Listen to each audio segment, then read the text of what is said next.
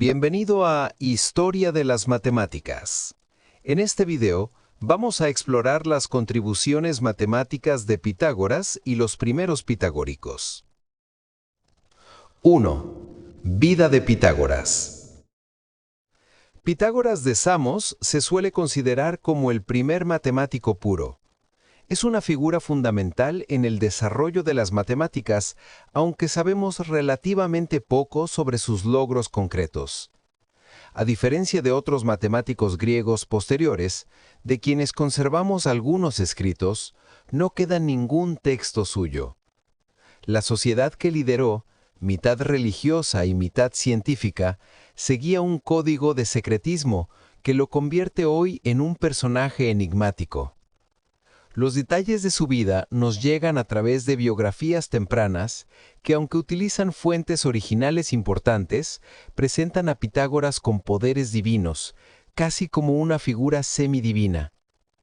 Aunque hay consenso sobre los eventos principales de su vida, las fechas varían hasta en 20 años según los estudiosos. Algunos historiadores consideran estos relatos meras leyendas, pero aún así, por su antigüedad, tienen un valor histórico innegable.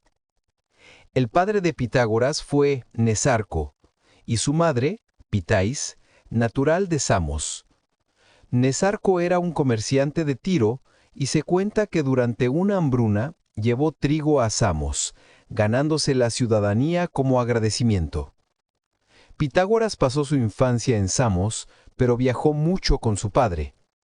Hay relatos de que visitó Tiro, donde fue instruido por los caldeos y sabios de Siria, e incluso que acompañó a su padre a Italia. Se sabe poco de su niñez. Todas las descripciones físicas son probablemente ficticias, excepto la de una marca de nacimiento llamativa que tenía en el muslo. Es probable que tuviera 2 hermanos, aunque algunas fuentes mencionan 3. Sin duda, recibió una educación esmerada. Aprendió a tocar la lira, a recitar poesía y a memorizar a Homero. Entre sus maestros hubo 3 filósofos que lo influyeron en su juventud. El más importante fue Ferecides, a quien muchos consideran su mentor. Los otros 2 filósofos que marcaron a Pitágoras y lo introdujeron a las matemáticas fueron Tales y su discípulo Anaximandro, ambos de Mileto. Según Iámblico, Pitágoras visitó a Tales en Mileto entre los 18 y los 20 años. Para entonces, Tales era ya anciano, y aunque impresionó al joven, es poco probable que le enseñara mucho. Sin embargo, despertó su interés por las matemáticas y la astronomía, y le recomendó viajar a Egipto para profundizar en estos saberes. Anaximandro, discípulo de Tales, impartía conferencias en Mileto a las que Pitágoras asistió. Sus ideas sobre geometría y cosmología influyeron notablemente en el pensamiento pitagórico. Hacia el 535 a.C., Pitágoras viajó a Egipto. Esto ocurrió poco después de que el tirano Polícrates se hiciera con el control de Samos. Hay indicios de que al principio Pitágoras y Polícrates mantuvieron una relación cordial, e incluso se afirma que Pitágoras llevaba una carta de presentación de Polícrates. Dado que Samos tenía una alianza con Egipto, los vínculos entre ambas regiones eran fuertes. Los relatos de su estancia en Egipto sugieren que visitó numerosos templos y debatió con los sacerdotes. Según Porfirio, solo fue admitido al templo de Diospolis, donde se unió al sacerdocio tras completar los ritos necesarios. Muchas de las creencias que Pitágoras impondría luego en su sociedad en Italia tienen claros paralelismos con las costumbres egipcias. El secretismo sacerdotal, la prohibición de comer habas, el rechazo a vestir pieles animales y la búsqueda de pureza. Porfirio afirma que Pitágoras aprendió geometría en Egipto, pero es probable que ya la conociera gracias a Tales y a Anaximandro. Hacia el 525 a.C., Cambises II de Persia invadió Egipto. Polícrates rompió su alianza con Egipto y envió 40 naves para unirse a la flota persa. Tras la batalla de Pelucio y la caída de Heliópolis y Menfis, la resistencia egipcia se derrumbó. Pitágoras fue capturado y llevado a Babilonia. Jámblico escribe: Pitágoras fue transportado como prisionero de guerra por los seguidores de Cambises.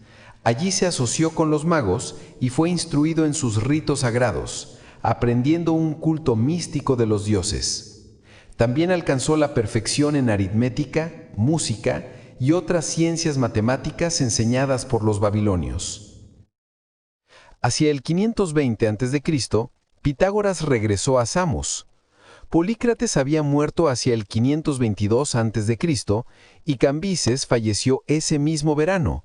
Estos hechos pudieron influir en su retorno, aunque no está claro cómo obtuvo su libertad. Darío I de Persia controlaba Samos tras la muerte de Polícrates, lo que contradice los relatos de Porfirio y Diógenes Laercio, que afirman que Polícrates aún gobernaba al regresar Pitágoras. Tras volver a Samos, Pitágoras viajó a Creta para estudiar su sistema legal. De vuelta en su ciudad natal, fundó una escuela llamada el Semicírculo. Jámblico escribe en el siglo III después de Cristo: Pitágoras estableció una escuela en la ciudad de Samos, el Semicírculo de Pitágoras, que aún hoy conserva ese nombre, y donde los samios celebran reuniones políticas. Lo hacen porque creen que debe discutirse la bondad, la justicia y lo conveniente en el lugar fundado por quien dedicó su vida a estos temas. Fuera de la ciudad, usó una cueva para enseñar filosofía en privado, pasando allí días y noches investigando las aplicaciones de las matemáticas. Hacia el 518 a.C., aunque algunas fuentes dicen que antes, Pitágoras dejó Samos y se trasladó al sur de Italia. Jámblico ofrece razones para su partida. Primero critica la reacción samía a sus métodos. Dice: Pitágoras intentó usar su enseñanza simbólica, similar a lo aprendido en Egipto. Los samios la rechazaron y lo trataron con rudeza. Según Jámblico, esto sirvió de excusa para irse. Pitágoras fue arrastrado a misiones diplomáticas por sus conciudadanos y obligado a participar en asuntos públicos.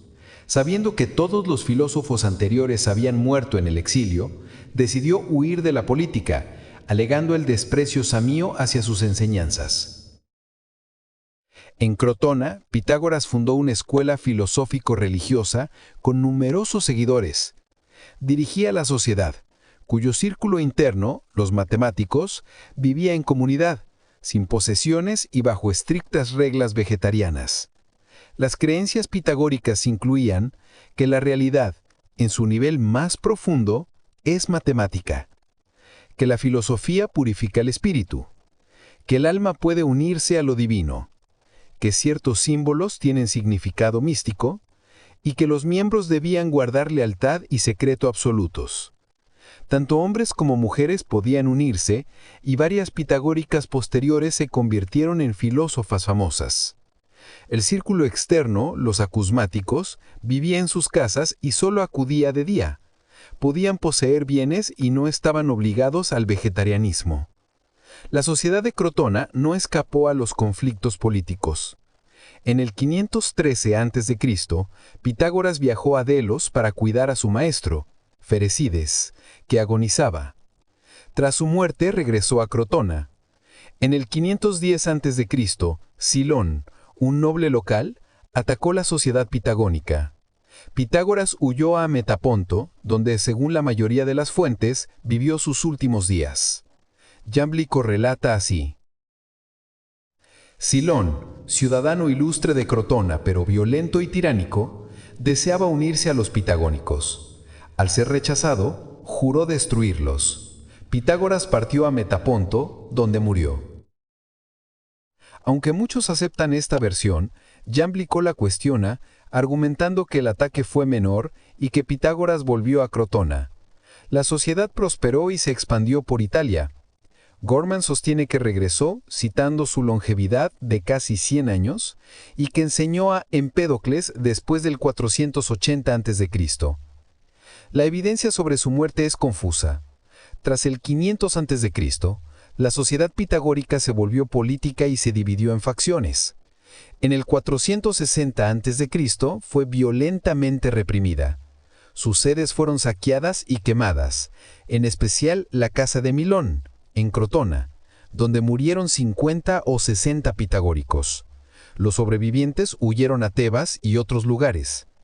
También hay evidencia de que lideró y traicionó a la ciudad de Crotona en la guerra contra Síbaris, y de que murió en un incendio causado por sus bajocinos.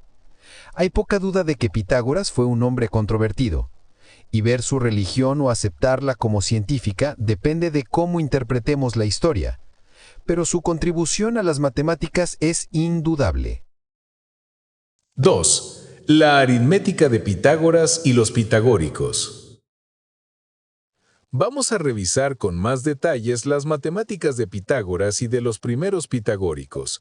En esta primera parte, vamos a centrarnos en su aritmética o teoría de números y dejaremos su geometría para una segunda parte. Los términos mathema y mathematikos no parecen haberse apropiado definitivamente del significado especial de matemáticas y matemáticos o cosas matemáticas hasta la época de Aristóteles. En Platón, mathema es bastante general, significando cualquier materia de instrucción o estudio. Habla de buenas materias de instrucción, como de buenas ocupaciones, de materias femeninas frente masculinas, de los sofistas que comercian con sólidas mathematas. ¿Cuáles son?, pregunta en la República, las mayores mathematas. Y responde que la mayor mathemata es la idea del bien. Pero en las leyes habla de 3 materias como apropiadas para hombres libres, siendo estas la aritmética, la geometría y la astronomía, y sin duda el lugar preeminente dado a las materias matemáticas en su esquema educativo tendría su efecto en fomentar la costumbre de referirse a estas materias exclusivamente como mathematas. Los peripatéticos explicaron el uso especial de la palabra de esta manera. Señalaron que mientras que cosas como la retórica y la poesía y toda la música popular pueden ser entendidas incluso por quien no las ha aprendido, las materias llamadas con el nombre especial de matemáticas no pueden ser conocidas por nadie que no haya pasado primero por un curso de instrucción en ellas. Concluyeron que fue por esta razón que estos estudios fueron llamados mathematiki. El uso especial de la palabra mathematiki parece haberse originado realmente en la escuela de Pitágoras. Se dice que los miembros esotéricos de la escuela, aquellos que habían aprendido la teoría del conocimiento en su forma más completa y con toda su elaboración de detalles, eran conocidos como mathematiki, matemáticos, en oposición a los akusmatiki, los aprendices exotéricos a quienes se confiaban no la teoría interna, sino solo las reglas prácticas de conducta. Y viendo que la filosofía pitagórica era mayormente matemáticas, el término podría llegar a identificarse con las materias matemáticas en distinción de otras.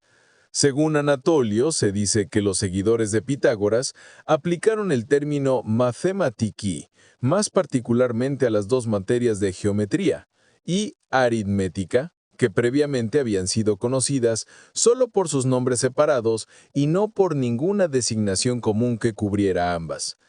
También hay un fragmento aparentemente genuino de Arquitas, un pitagórico y contemporáneo y amigo de Platón, en el que la palabra mathematas aparece como definitivamente apropiada para las materias matemáticas.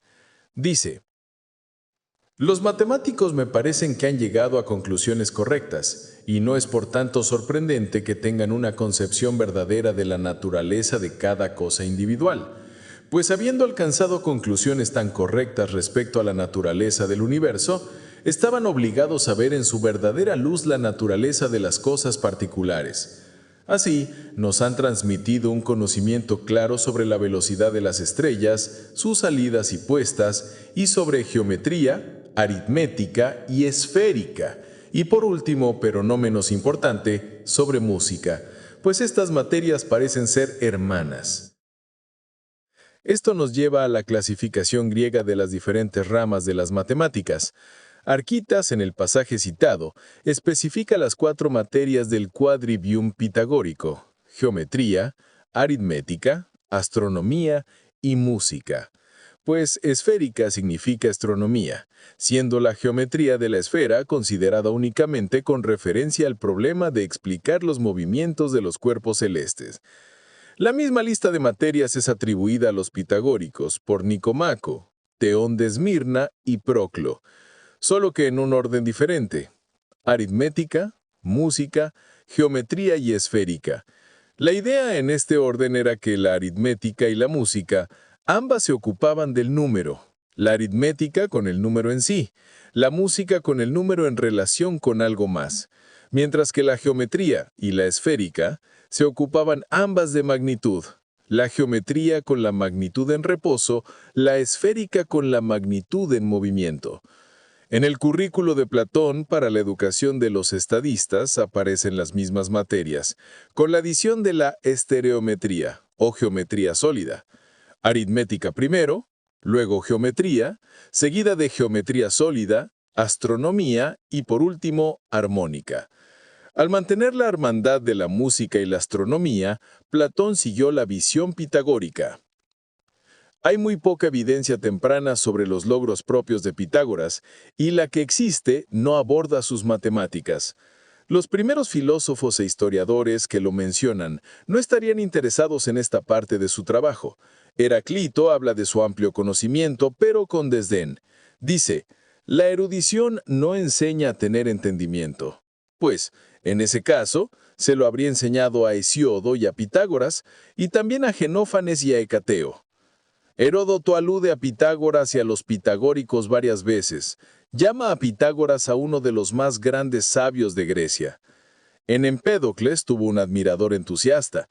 Dice: había entre ellos un varón, poseedor de sólidos conocimientos, y dominador de toda clase de actos, especialmente los sensatos, que naturalmente había logrado la grandísima riqueza de la inteligencia, porque cada vez que con toda ella efectuaba una tentativa, fácilmente veía cada uno de los seres existentes, en su detalle en 10 o 20 generaciones humanas. Pitágoras mismo no dejó ninguna exposición escrita de sus doctrinas, ni tampoco ninguno de sus sucesores inmediatos, ni siquiera Hipaso, sobre quien circulaban diferentes historias. 1. Que fue expulsado de la escuela porque publicó doctrinas de Pitágoras. 2. Que se ahogó en el mar por revelar la construcción del dodecaedro en la esfera y reclamarla como suya. O, según otros, por dar a conocer el descubrimiento de los irracionales o los inconmensurables. Tampoco se puede atribuir la ausencia de registros escritos de las doctrinas pitagóricas hasta la época de Filolalo, a un juramento de secreto que vinculaba a la escuela. En todo caso, no aplicaba a sus matemáticas o su física. El supuesto secreto incluso pudo haberse inventado para explicar la ausencia de documentos. El hecho es que la comunicación oral era la tradición de la escuela, mientras que su doctrina sería en general demasiado abstrusa para ser entendida por la generalidad de personas ajenas. En estas circunstancias, es difícil desentrañar las partes de la filosofía pitagórica que pueden atribuirse con seguridad al fundador de la escuela. Aristóteles evidentemente sintió esta dificultad. Está claro que no sabía con certeza nada sobre doctrinas éticas o físicas que se remontaran a Pitágoras mismo, y cuando habla del sistema pitagórico, siempre lo atribuye a los pitagóricos, a veces incluso a los llamados pitagóricos. El testimonio directo más enterado sobre la eminencia de Pitágoras en estudios matemáticos parece ser el de Aristóteles, quien en su libro separado sobre los pitagóricos, ahora perdido, escribió que Pitágoras, hijo de Mnesarco, primero trabajó en matemáticas y aritmética, y después, en un momento, condescendió a las maravillas practicadas por Ferecides.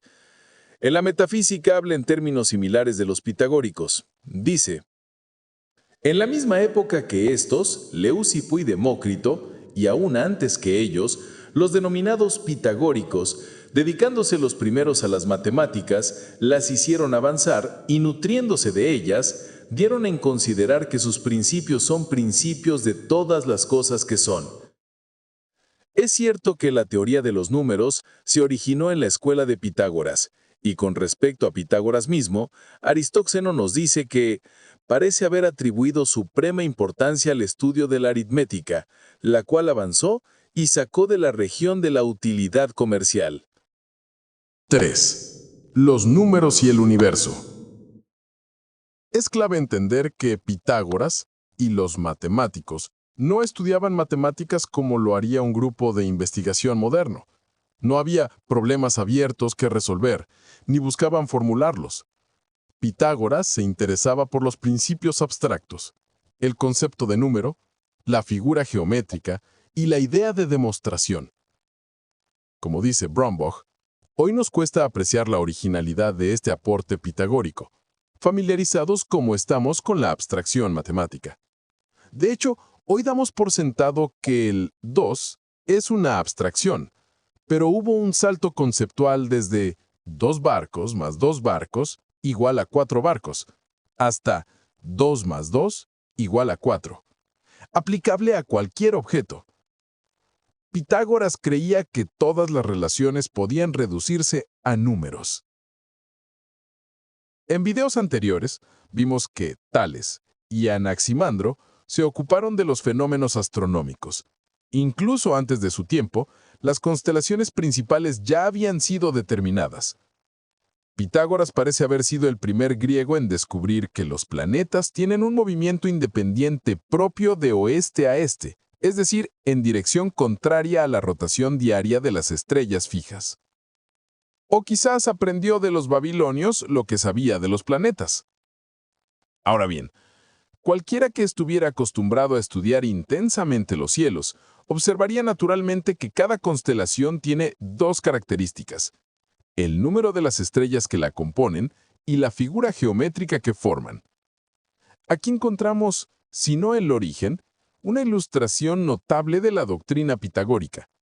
Y así como las constelaciones tienen un número característico respectivamente, también todos los objetos conocidos tienen un número, como afirma la fórmula de Filolao. Todas las cosas que pueden ser conocidas tienen número, pues no es posible que sin número algo pueda ser concebido o conocido. Sin embargo, esta fórmula no expresa aún todo el contenido de la doctrina pitagórica. No solo todas las cosas poseen números, sino que además todas las cosas son números, dice Aristóteles. Y también ellos parece que piensan que el número es principio que constituye no solo la materia de las cosas que son, sino también sus propiedades y disposiciones. Aristóteles ciertamente parece considerar que la teoría se basó originalmente en la analogía entre las propiedades de las cosas y las de los números. Dice: y como en ellas lo primero son los números, y creían ver en estos, más desde luego que en el fuego, la tierra y el agua, múltiples semejanzas con las cosas que son y las que se generan. Por ejemplo, que tal propiedad de los números es la justicia, y tal otra es el alma y el entendimiento, y tal otra la oportunidad. Y en una palabra, lo mismo en los demás casos. Y además veían en los números las propiedades y proporciones de las armonías musicales, puesto que las demás cosas en su naturaleza toda parecían asemejarse a los números, y los números parecían lo primero de toda la naturaleza. Supusieron que los elementos de los números son elementos de todas las cosas que son, y el firmamento entero es armonía y número. Y cuantas correspondencias se encontraban entre los números y armonías de una parte, y las peculiaridades y partes del firmamento y la ordenación del universo de otra, la relacionaban entre sí sistemáticamente. Este pasaje, con su afirmación de semejanzas y correspondencias, sugiere a los números como afecciones, estados o relaciones, más que como sustancias, y lo mismo implica la observación de que las cosas que son en virtud de su imitación de los números. Pero de nuevo, se nos dice que los números no son separables de las cosas, sino que las cosas que son, incluso las sustancias perceptibles, están compuestas de números, que la sustancia de todas las cosas es número, que las cosas son números, que los números están compuestos de la unidad y que el cielo entero es números. Aún más definida es la afirmación de que los pitagóricos construyen todo el cielo a partir de números, pero no ven números monádicos, ya que suponen que las unidades tienen magnitud, y que, como hemos dicho anteriormente, Los pitagóricos asumen que los números tienen magnitud. Aristóteles señala ciertas dificultades obvias. Por un lado, los pitagóricos hablan de este número, del cual está compuesto el cielo.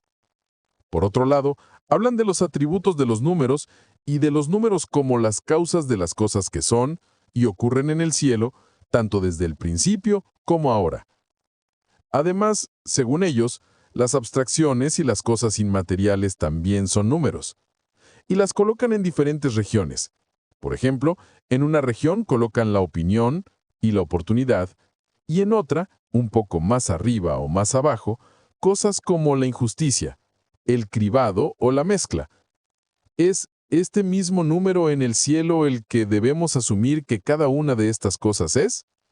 ¿O un número distinto de este número? No podemos inferir de estos comentarios dispersos de Aristóteles de la doctrina pitagórica que el número en el cielo es el número de las estrellas visibles compuesto de unidades que son puntos materiales. ¿Y podría este ser el origen de la teoría de que todas las cosas son números? Una teoría que, por supuesto, sería confirmada cuando se hizo el descubrimiento capital adicional de que las armonías musicales dependen de razones numéricas, representando la octava, la razón 2-1, en la longitud de la cuerda, la quinta 3-2 y la cuarta 4-3.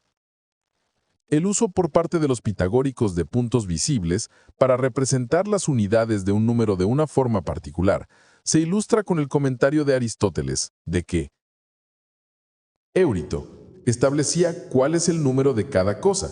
Por ejemplo, este del hombre y este del caballo, reproduciendo con piedrecitas las formas de los vivientes, del mismo modo que reproducen el triángulo y el cuadrilátero. Trataban la unidad, que es un punto sin posición, como un punto, y un punto como una unidad que tiene posición. Cuarto. Definiciones de la unidad y de número. Aristóteles observa que el 1 es razonablemente considerado como no siendo él mismo un número, porque una medida no es las cosas medidas, sino que la medida, o el 1, es el principio del número. Esta doctrina puede ser de origen pitagórico. Nicómaco la recoge. Euclides la implica cuando dice que una unidad es aquello por virtud de lo cual cada una de las cosas existentes se llama uno, mientras que un número es una multitud compuesta de unidades. Y la afirmación fue generalmente aceptada. La primera definición de número se atribuye a Tales, quien la definió como una colección de unidades, siguiendo la opinión egipcia. Los pitagóricos hicieron el número a partir del 1. Algunos de ellos lo llamaron una progresión de multitud que comienza desde una unidad y una regresión que termina en ella. Estobeo atribuye a Moderato, un neopitagórico de la época de Nerón, esta definición. Según Jámblico, Timaridas, un antiguo pitagórico, probablemente no más posterior que el de Platón, definió a la unidad como cantidad limitante o, como podríamos decir, límite de la escasez, mientras que algunos pitagóricos la llamaron el confín entre el número y las partes, es decir, aquello que separa los múltiplos y submúltiplos. Aristóteles proporciona varias definiciones equivalentes a algunas de las ya mencionadas: multitud limitada, multitud o combinación de unidades, multitud de indivisibles, varios unos, multitud medible por uno, multitud medida y multitud de medidas, siendo la medida la unidad. Quinto, clasificación de los números. La distinción entre par e impar sin duda se remonta a Pitágoras. Un fragmento de Filolao afirma que el número es de dos clases especiales, par e impar, con una tercera, par-impar, que surge de la mezcla de los dos, y de cada clase hay muchas formas.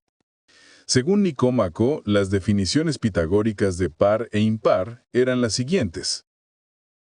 Un número par es aquel que puede dividirse, mediante una misma operación, en las partes más grandes y más pequeñas, más grandes en tamaño, pero más pequeñas en número, es decir, en dos mitades. Mientras que un número impar es aquel que no puede dividirse así, sino solo en dos partes desiguales. Nicómaco ofrece otra definición antigua, según la cual un número par es aquel que puede dividirse tanto en dos partes iguales como en desiguales, excepto la díada fundamental que solo puede dividirse en dos partes iguales. Pero no importa cómo se divida, sus partes deben ser del mismo tipo, es decir, ambas partes deben ser pares o ambas impares, mientras que un número impar es aquel que al dividirse siempre resulta en dos partes desiguales y éstas pertenecen a tipos distintos, es decir, una par y otra impar, respectivamente. En esta última definición encontramos un rastro de la concepción original de que 2, la díada, no era considerado un número en sí, sino el principio o comienzo de lo par, así como 1 no era un número, sino el principio o comienzo del número. La definición implica que 2 no se consideraba originalmente un número par.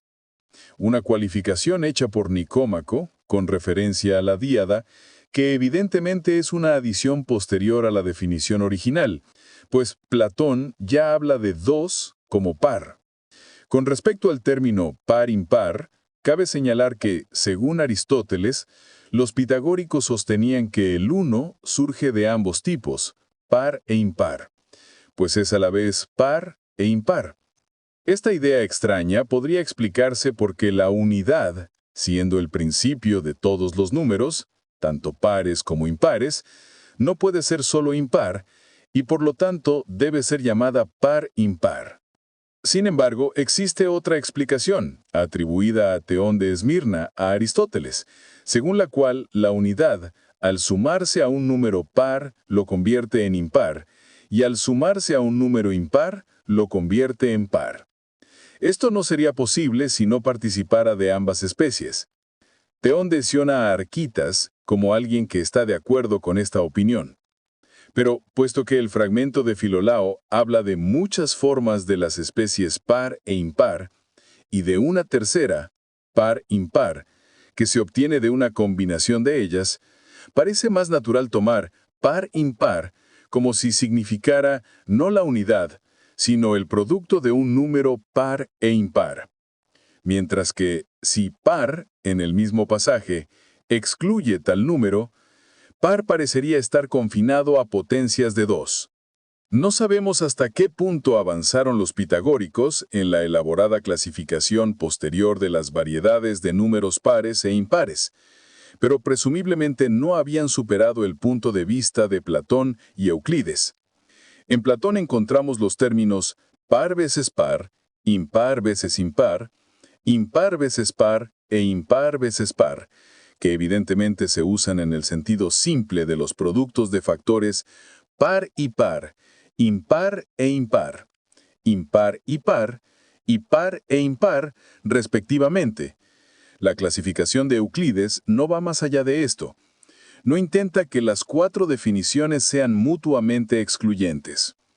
Un número impar veces impar es cualquier número impar que no sea primo, pero par veces par, es decir, un número medido por un número par según un número par, no excluye par veces impar, es decir, un número medido por un número par según un número impar.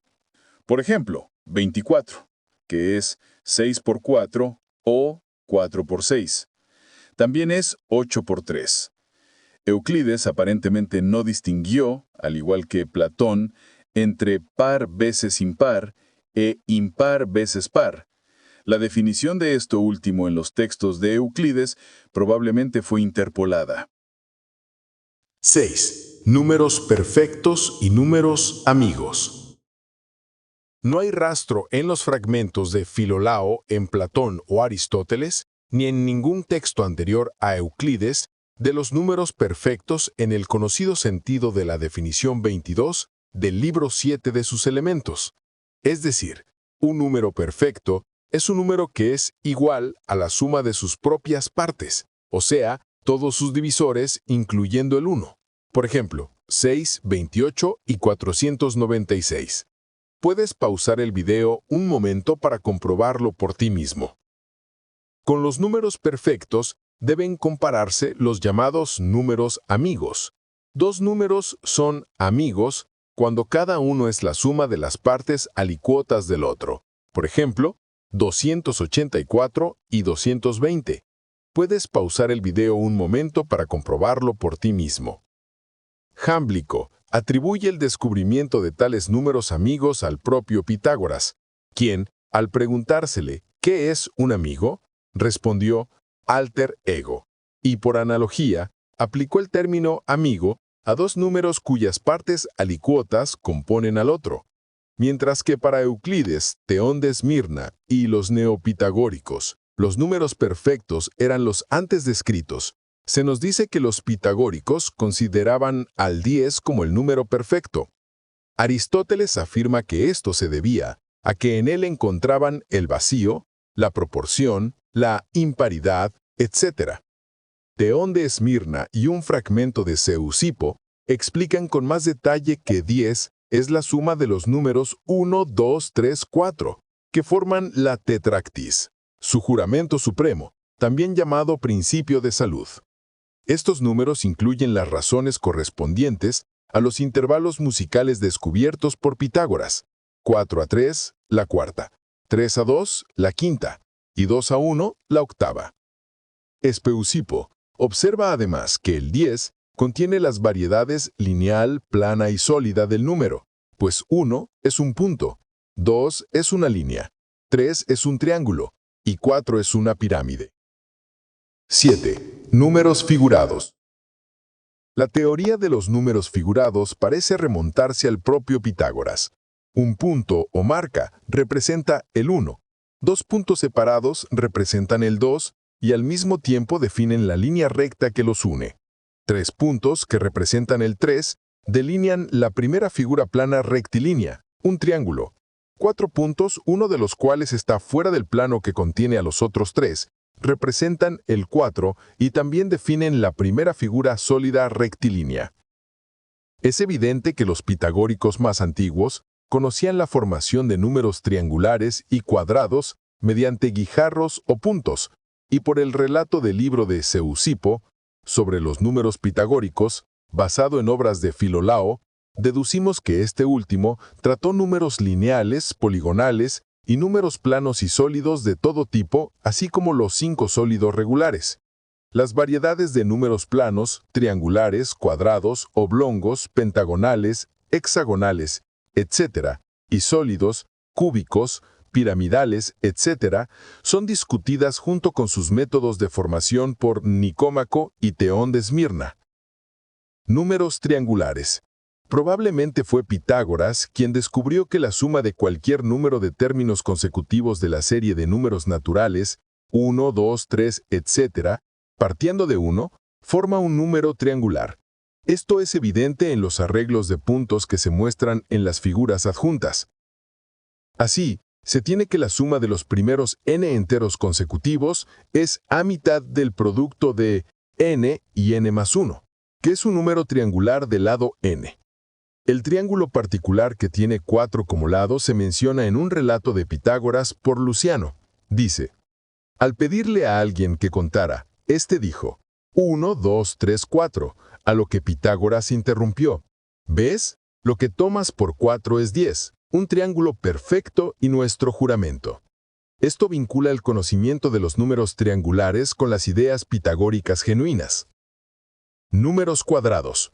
Es fácil ver que si tenemos puntos formando un cuadrado, como en la figura que representa el 16, el cuadrado de 4, el siguiente cuadrado, el del lado 5, se puede formar añadiendo una ronda de puntos alrededor de dos lados del cuadrado original.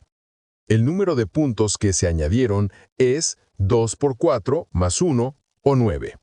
Este proceso de formación se aplica sucesivamente, comenzando desde el primer número cuadrado, el del lado 1. Las adiciones sucesivas se muestran entre pares de líneas rectas que forman ángulos rectos y los números que se añaden son 3, 5, 7 y en general 2n más 1, es decir, los números impares consecutivos. Esto demuestra que 1. La suma de cualquier número de términos impares consecutivos, comenzando desde 1, es un número cuadrado. 2. Si n al cuadrado es cualquier número cuadrado, la suma del número impar, 2n más 1, lo convierte en el siguiente cuadrado, n más 1 al cuadrado. 3. Y la suma de la serie de números impares hasta 2n más 1 da el cuadrado de n más 1. Y la suma hasta 2n menos 1 da el cuadrado de n. Pitágoras sabía todo esto. Los números impares que se añadían sucesivamente se llamaban gnomones, como se desprende de la alusión de Aristóteles a los gnomones colocados alrededor de 1, que a veces producen figuras diferentes cada vez, figuras oblongas cada una distinta de la anterior, y a veces conservan la misma figura, cuadrados. Esto último ocurre con los gnomones que los ocupan. Se observará que los gnomones mostrados en la figura corresponden en forma a los gnomones geométricos con los que Euclides nos hizo familiar en el libro 2 de sus elementos. La historia de la palabra gnomón es interesante. Originalmente era un instrumento astronómico para medir el tiempo y consistía en una vara vertical que proyectaba sombras sobre una superficie plana o hemisférica. Se dice que este instrumento fue introducido en Grecia por Anaximandro y que venía de Babilonia. Siguiendo esta aplicación de la palabra gnomón como un marcador o puntero, un medio de leer y de conocer algo, encontramos que Eopides denominaba a una perpendicular trazada en línea recta desde un punto externo, una línea recta dibujada a manera de gnomón. A continuación encontramos el término utilizado para designar un instrumento para dibujar ángulos rectos, que adoptó la forma de una escuadra como la que se muestra en la figura. Parece ser este el significado en el poema de Teognis, donde se dice que el enviado a consultar el oráculo de Delfos debía ser más recto que el torno, un instrumento con una cuerda tensa para dibujar un círculo, la plomada y el gnomón. Era natural que, debido a su forma, el gnomón se utilizara para describir la figura que quedaba de un cuadrado al recortarlo, o la figura que, como dice Aristóteles, al añadirse a un cuadrado, conserva la forma y forma un cuadrado mayor. El término se utiliza en un fragmento de Filolao donde afirma que el número hace que todas las cosas sean cognoscibles y mutuamente compatibles, como es característico del gnomón. Presumiblemente, como dice Boeck, la conexión entre el gnomón y el cuadrado al que se añade se consideraba simbólica de unión y concordia, y Filolao usó la idea para explicar el conocimiento de las cosas, haciendo que el cognoscente abarque a lo conocido como el gnomón al cuadrado. En Euclides, el significado geométrico de la palabra se amplía aún más en la definición 2 del libro 2, de sus elementos para abarcar la figura relacionada de forma similar para cualquier paralelogramo en lugar de un cuadrado. Se define como formada por cualquier paralelogramo en torno al diámetro o diagonal junto con los dos complementos. Más adelante, Herón de Alejandría define un gnomón en general como aquello que, al añadirse a cualquier cosa, número o figura, hace que el conjunto sea semejante a aquello a lo que se añade. Gnomones de los números poligonales. Teón de Esmirna usa el término gnomón en este sentido general, con referencia a los números cuando dice: todos los números sucesivos que, al ser añadidos sucesivamente, producen triángulos, cuadrados o polígonos, se llaman gnomones. De las figuras adjuntas, que muestran números pentagonales y hexagonales sucesivos, se observa que las filas exteriores, o gnomones, que se deben añadir sucesivamente después de 1, que es el primer número pentagonal, hexagonal, etc., son, en el caso del pentágono, 4, 7, 10, etc., o los términos de una progresión aritmética que comienza en 1 con diferencia común 3, y en el caso del hexágono, 5, 9, 13, etc., o los términos de una progresión aritmética que comienza en 1 con diferencia común 4. En general, los números gnomónicos sucesivos para cualquier número poligonal, digamos de n lados, tienen n-2 como su diferencia común. Triángulos rectángulos con lados racionales. Ya sea que Pitágoras aprendió el hecho de Egipto o no, Pitágoras ciertamente sabía que mientras 3 al cuadrado más 4 al cuadrado es igual a 5 al cuadrado, cualquier triángulo con sus lados en la razón de los números 3, 4, 5 es rectángulo. Este hecho no podía sino reforzar su convicción de que todas las cosas eran números, pues establecía una conexión entre los números y los ángulos de las figuras geométricas. También llevaría inevitablemente a intentar encontrar otros números cuadrados, además de 5 al cuadrado, que sean las sumas de 2 cuadrados. O, en otras palabras, a encontrar otros conjuntos de 3 números enteros que puedan formar los lados de triángulos rectángulos. Y aquí tenemos el comienzo del análisis indeterminado, que alcanzó un alto grado de desarrollo en Diofanto. Dado que la suma de cualquier número de términos sucesivos de la serie de números impares, 1, 3, 5, 7, etc., comenzando desde 1, es un cuadrado. Solo era necesario seleccionar de esta serie los números impares que son ellos mismos cuadrados. Pues si tomamos uno de estos, digamos el 9, la adición de este cuadrado al cuadrado, que es la suma de todos los números impares precedentes, da el número cuadrado, que es la suma de los números impares hasta el número 9 que hemos tomado. Pero sería natural buscar una fórmula que permitiera escribir inmediatamente los 3 números de un conjunto, y tal fórmula se atribuye efectivamente a Pitágoras. Esta fórmula equivale a afirmar que, si m es cualquier número impar, entonces m al cuadrado más el cuadrado de la mitad de m al cuadrado menos 1 es igual al cuadrado de la mitad de m al cuadrado más 1. Puedes pausar el video un momento para verificar esta igualdad por ti mismo. Pitágoras presumiblemente llegó a este método de formación de la siguiente manera. Observando que el gnomon colocado alrededor de n cuadrado es 2n más 1, solo tendría que hacer de 2n más 1 un cuadrado.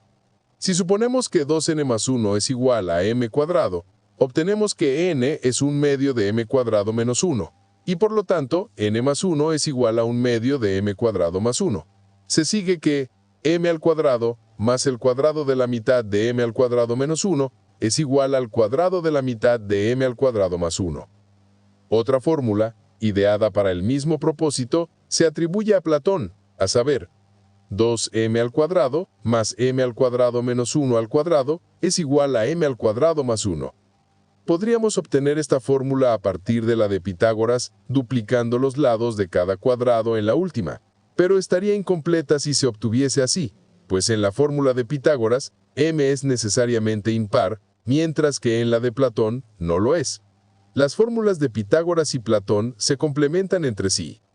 La solución de Euclides, en el libro 10 de sus Elementos, lema para la proposición 28, es más general e incluye tanto la fórmula pitagórica como la platónica, y se puede escribir como se muestra en tu pantalla. Números oblongos.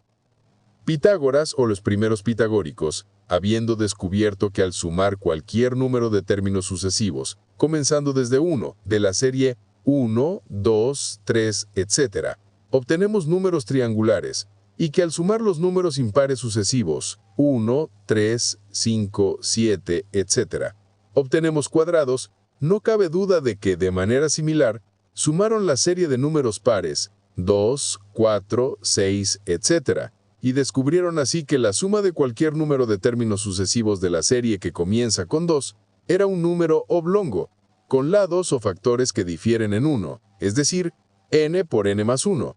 También observarían que cada número oblongo es el doble de un número triangular. Estos hechos se ilustrarían colocando 2 puntos que representan el 2 y luego disponiendo alrededor de ellos en forma de gnómonos y sucesivamente los números pares 4, 6, 8, etc., como en la figura. Los números oblongos sucesivos son 2 por 3 igual a 6, 3 por 4 igual a 12, 4 por 5 igual a 20, y en general, n por n más 1. Y es claro que no hay dos de ellos que sean semejantes, pues la razón de n a n más 1 es diferente para cada uno de los valores de n. Aquí podríamos tener una explicación de la identificación pitagórica de lo impar con el límite o lo limitado y de lo par con lo ilimitado. Pues mientras que la adición de los números impares sucesivos como nómonos alrededor de 1 produce solo una forma, el cuadrado, la adición de los números pares sucesivos al 2 produce una sucesión de números oblongos, todos de forma disímil, es decir, una infinidad de formas. Esto parece indicarse en el pasaje de la física de Aristóteles, donde como ilustración de la idea de que lo par es ilimitado, dice que cuando se colocan nómonos alrededor de 1, las figuras resultantes en un caso siempre son diferentes en especie, mientras que en el otro siempre conservan una misma forma. La única forma es, por supuesto, el cuadrado formado por añadir los números impares como nómonos alrededor de 1. Las palabras «y en el caso separado» describen imperfectamente el segundo caso, pues en este los números pares se colocan alrededor de 2, no de 1, pero el significado parece claro. Cabe señalar que el término oblongo en Teón de Esmirna y Nicomaco se limita a números que son el producto de dos factores que difieren en una unidad, mientras que aplican el término prolongado o prolato a números que son el producto de factores que difieren en 2 o más. Teón incluye oblongo dentro de prolongado. En Platón y Aristóteles, oblongo tiene el sentido más amplio de cualquier número no cuadrado con dos factores desiguales. Es obvio que cualquier número oblongo n por n más 1 es la suma de dos triángulos iguales. Poco menos obvio es el teorema de Teón de que cualquier número cuadrado está compuesto de dos triángulos triangulares. En este caso, como se ve en la figura adjunta, los lados de los triángulos difieren en una unidad, y por supuesto, se cumple que 1 medio de n por n menos 1 más 1 medio de n por n más 1 es igual a n al cuadrado. Otro teorema que relaciona números triangulares y cuadrados, a saber, que 8 veces cualquier número triangular más 1 da un cuadrado, bien pudo remontarse a los primeros pitagóricos. Es citado por Plutarco y usado por Diofanto, y equivale a la fórmula que se muestra. Puedes pausar el video un minuto para comprobar esta fórmula por ti mismo. Este resultado pudo haber sido demostrado fácilmente mediante una figura compuesta de puntos en la forma habitual. Dos triángulos iguales forman una figura oblonga de la forma n por n más 1, como se mencionó. Por lo tanto, debemos probar que 4 figuras iguales de esta forma más un punto adicional forman el cuadrado de 2n más 1. La figura adjunta que representa 7 al cuadrado muestra cómo puede dividirse un cuadrado en 4 figuras oblongas de 3 por 4, dejando 1 como resto. La teoría de las proporciones y de las medias. Proclos afirma que Pitágoras descubrió la teoría de las proporciones o de los irracionales y la construcción de las figuras cósmicas, o los 5 sólidos regulares. Es cierto que no tenemos evidencia positiva del uso de Pitágoras de proporciones en geometría, aunque debió estar familiarizado con figuras semejantes que implican alguna teoría de proporciones. Pero descubrió la dependencia de los intervalos musicales en razones numéricas, y la teoría de las medias se desarrolló muy temprano en su escuela en relación con la teoría de la música y la aritmética. Se nos dice que en la época de Pitágoras había 3 medias, la aritmética, la geométrica y la subcontraria, y que el nombre de la tercera, la subcontraria, fue cambiado por Arquitas e Hipaso a armónica. Un fragmento de la obra de Arquitas sobre la música define las 3 de esta manera. La media aritmética ocurre cuando de 3 términos, el primero excede al segundo en la misma cantidad que el segundo excede al tercero. La geométrica cuando el primero es al segundo como el segundo es al tercero. Y la subcontraria, que llamamos armónica, cuando los 3 términos son tales que, ¿por qué parte de sí mismo el primero excede al segundo? El segundo excede al tercero por la misma parte del tercero. Es decir, si A, B y C están en progresión armónica, y A es igual a B más A entre n, entonces B es igual a C más B entre n, de donde se sigue que A es a C como A menos B es a B menos A, o 1 entre C menos 1 entre B es igual a 1 entre B menos 1 entre A. Nicomaco también dice que el nombre media armónica se adoptó de acuerdo con la visión de Filolao sobre la armonía geométrica, nombre aplicado al cubo porque tiene 12 ares, 8 ángulos y 6 fases, y 8 es la media entre 12 y 6, según la teoría de la armonía. Jámblico, siguiendo a Nicomaco, menciona una proporción musical especial, la más perfecta, compuesta de 4 términos que, según la tradición, fue descubierta por los babilonios y llevada a Grecia por Pitágoras.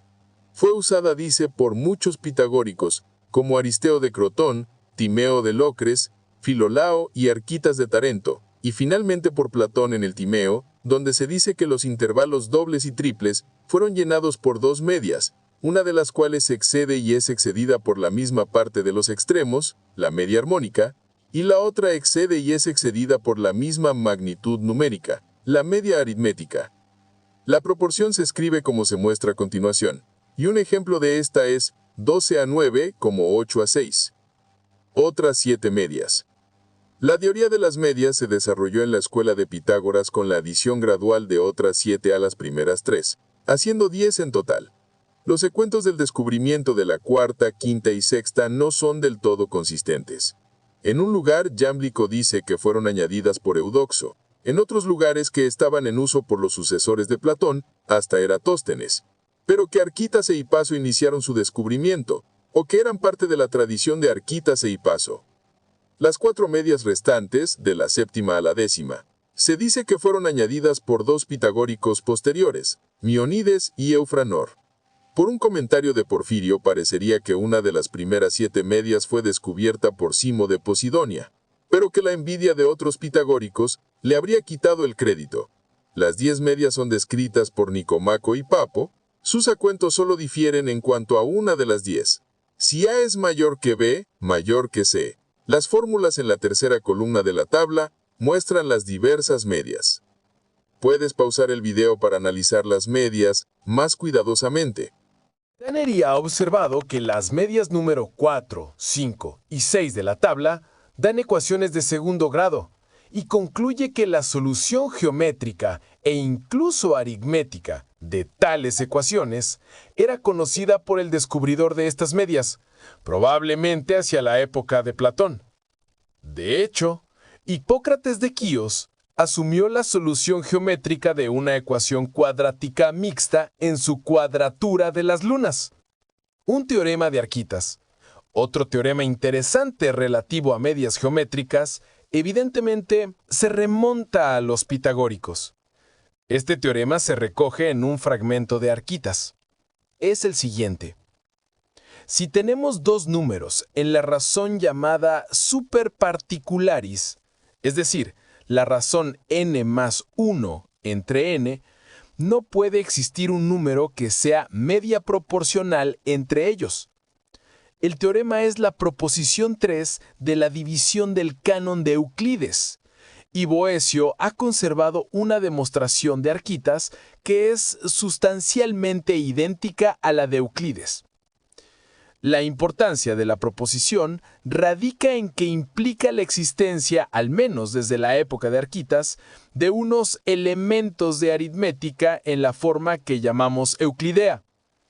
Y sin duda, existieron manuales de este tipo incluso antes de Arquitas, los cuales el propio Arquitas y otros después de él mejoraron y desarrollaron a su vez. Números irracionales. Mencionamos anteriormente que Pitágoras descubrió la teoría, o estudio, de los proporcionales o de los irracionales. Los griegos consideraban el tema de los irracionales como perteneciente a la geometría más que a la aritmética. Los irracionales en Euclides son líneas rectas o áreas, y Proclo menciona como temas especiales de la geometría asuntos relacionados 1. Con posiciones, pues los números no tienen posición. 2. Con contactos, pues el contacto ocurre entre cosas continuas. Y 3. Con líneas rectas irracionales, pues donde hay división al infinito, también está lo irracional. Es seguro que la inconmensurabilidad de la diagonal de un cuadrado con su lado, es decir, la irracionalidad de raíz de 2, fue descubierta en la escuela de Pitágoras, y es más apropiado tratar este caso particular aquí, tanto porque la demostración tradicional del hecho depende de la teoría elemental de números, como porque los pitagóricos inventaron un método para obtener una serie infinita de razones enteras que se acercan cada vez más al valor de raíz de 2. El método real por el que los pitagóricos demostraron que raíz de 2 es inconmensurable con 1 fue Insíduda, el indicado por Aristóteles. Una reducción al absurdo que muestra que, si la diagonal de un cuadrado es conmensurable con su lado, se seguiría que el mismo número es a la vez par e impar. Esta es evidentemente la demostración interpolada en los textos de Euclides como la proposición 117 del libro 10, que en esencia es la siguiente. Supongamos que la diagonal AC de un cuadrado es conmensurable con su lado AB.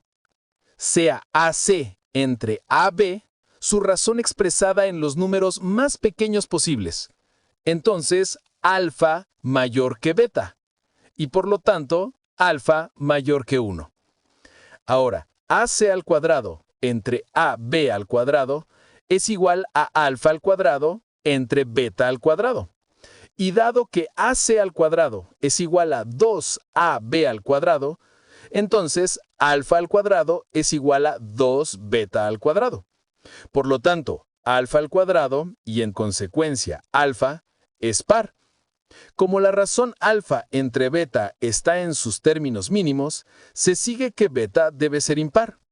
Sea alfa igual a 2 gamma. Entonces, 4 gamma al cuadrado es igual a 2 beta al cuadrado.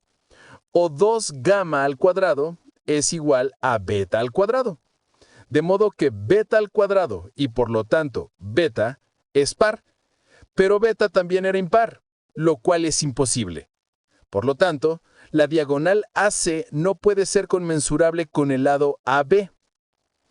Números, lado y diagonal. El método pitagórico para encontrar aproximaciones sucesivas al valor de raíz de 2 consiste en hallar todas las soluciones enteras de las ecuaciones indeterminadas 2x al cuadrado menos y al cuadrado es igual a más o menos 1, donde las soluciones son pares sucesivos de los llamados números lado y números diagonal, respectivamente. La ley de formación de estos números es explicada por Teón de Esmirna de la siguiente manera. La unidad, como principio de todas las cosas, debe ser potencialmente tanto lado como diagonal. Por lo tanto, comenzamos con dos unidades. Una será el primer lado, A1 igual 1, y la otra será la primera diagonal, D1 igual 1. El segundo lado y diagonal, A2, D2, se forman a partir de los primeros lados. El tercer lado y diagonal, A3, D3, se forman de los segundos y así sucesivamente, como se muestra en pantalla. Dado que A1 es igual a D1 igual 1, se sigue que los lados y diagonales sucesivos son los que se muestran. Puedes pausar el video para verlos con más detenimiento. Teón enseña respecto a estos números la proposición general de que el cuadrado de la enésima diagonal es igual a 2 veces el cuadrado de la enésimo lado, más o menos 1. Y observa, 1, que los signos alternan al tomar sucesivamente dns y ans, y 2, que la suma de los cuadrados de todas las diagonales es 2 veces los cuadrados de todos los lados. Pero si el número de términos sucesivos en cada serie es finito, es necesario que ese número sea par. Estas propiedades dependen de la identidad. El cuadrado de 2x más y menos 2 veces el cuadrado de x más y es igual a 2x al cuadrado menos y al cuadrado. Pues si x y y satisfacen una de las ecuaciones 2x al cuadrado menos y al cuadrado es igual a más o menos 1, la fórmula, si es cierta, proporciona dos números mayores x más y, 2x más y, que satisfacen la otra ecuación. No solo es verdadera la identidad, sino que sabemos por Proclo cómo se demostró. Observa que él, Euclides, la demuestra gráficamente en el segundo libro de los elementos, y Proclo añade el enunciado de la proposición 10 de ese libro. Esta proposición demuestra que, si AB se biseca en C y se prolonga hasta D, entonces AD al cuadrado más BD al cuadrado es igual a 2ac al cuadrado más 2cd al cuadrado. Y si AC es igual a CB igual X y BD igual Y, esto da el cuadrado de 2x más y al cuadrado es igual a 2x al cuadrado más 2 veces x más y al cuadrado. O el cuadrado de 2x más y menos 2 veces el cuadrado de x más y es igual a 2x al cuadrado menos y al cuadrado, que es la fórmula requerida. En el famoso pasaje de la República 546c, que trata sobre el número geométrico, Platón distingue entre el diámetro irracional de 5, es decir, la diagonal de un cuadrado del lado 5, o raíz de 50, y lo que llama el diámetro racional de 5. El cuadrado del diámetro racional es menor en 1 que el cuadrado del diámetro irracional, y por lo tanto es 49. De modo que el diámetro racional es 7. Es decir, Platón se refiere al hecho de que 5 al cuadrado menos 7 al cuadrado es igual a 1, y tiene en mente el parque particular de números lado y diagonal, A3 igual 5 y D3 igual 7, que por lo tanto debieron de ser conocidos antes de su época. Dado que la prueba de la propiedad general de estos números se encuentra, como dice Proclo, en el teorema geométrico de Euclides 2.10, es justo inferir que ese teorema es pitagórico y probablemente fue inventado para este propósito especial. Área de rectángulos en relación con su perímetro. Sluis, en cartas a Huygens, fechadas el 4 de octubre de 1557 y el 25 de octubre de 1558, alude a una propiedad de los números 16 y 18 sobre la cual había leído en algún lugar de Plutarco que era conocida por los pitagóricos, a saber, que cada uno de estos números representa tanto el perímetro como el área de un rectángulo. Pues 4 por 4 es igual a 2 por 4 más 2 por 4. Y 3 por 6 es igual a 2 por 3 más 2 por 6. La propiedad de 16 también se menciona en los Theologumena Arithmetiques de Jámblico, donde se dice que 16 es el único cuadrado cuya área es igual a su perímetro, siendo el perímetro de cuadrados más pequeños mayor y el de todos los cuadrados más grandes menor que el área. No sabemos si los pitagóricos demostraron que 16 y 18 eran los únicos números con esta propiedad, pero es bastante probable que lo hicieran, pues la demostración se reduce a encontrar las soluciones enteras de x por y igual a 2 por x más y. Esto es sencillo ya que la ecuación equivale a x menos 2 por y menos 2 igual a 4, y solo hay que igualar x menos 2 y y menos 2 con los respectivos factores de 4. Dado que 4 solo es divisible en factores enteros de dos maneras, como 2 por 2 o 1 por 4, obtenemos como únicas soluciones posibles para x, y, 4,4 y 3,6. Esta vez ha estado denso, pero dejemos las cosas hasta este punto por ahora. Y en un próximo video vamos a investigar la geometría y la astronomía de los primeros pitagóricos. Suscríbete y comparte este video a tus amigos matemáticos.